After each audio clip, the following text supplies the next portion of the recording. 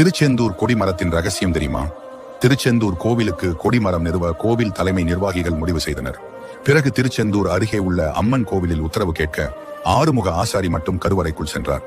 அப்போது அம்மனின் கண்களில் நீர் வலிய அதை பார்த்து பயந்து போன ஆசாரி காரணம் கேட்டார். அதற்கு அம்மன் மரம் வெட்ட செல்பவர்களில் உன்னை தவிர மற்றவர்கள் அனைவரும் இறந்து விடுவார்கள் என கூற குழம்பி போன ஆசாரி அம்மனின் வாக்கை மீறி 21 மாட்டு வண்டிகளில் ஆட்களுடன் மரம் வெட்ட சென்றார். அப்போது ஒரு பெரிய சந்தன மரம் இருப்பதை பார்த்த ஆசாரி மந்திரம் போட்டு ஏதேனும் அமானுஷ்ய சக்திகள் உள்ளதா என சோதித்தார்.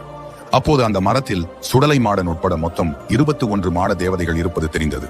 அதை கண்டு கொள்ளாமல் அவர்கள் மரத்தை வெட்ட முயன்றதால் மரத்தில் இருந்த சக்தி திருப்பி அடித்ததில் அனைவரும் இறந்தனர். இதனை பார்த்த ஆசாரி உயிருக்கு பயந்து சொரிமுத்தையன் அறை வேண்டினார். அவர் மரத்தில் இருந்த தேவதைகளிடம் ஏன் தடுக்கிறீர்கள் என்று கேட்க, இந்த மரத்தை விட்டால் தங்களுக்கு வசிக்க வேற இடமில்லை என்று கூறினார்கள். அதற்கு ஐயனார், இந்த சந்தன மரமே திருச்செந்தூர் கோயிலில் கொடிமரமாக பிரதிஷ்டை செய்யப்படும்.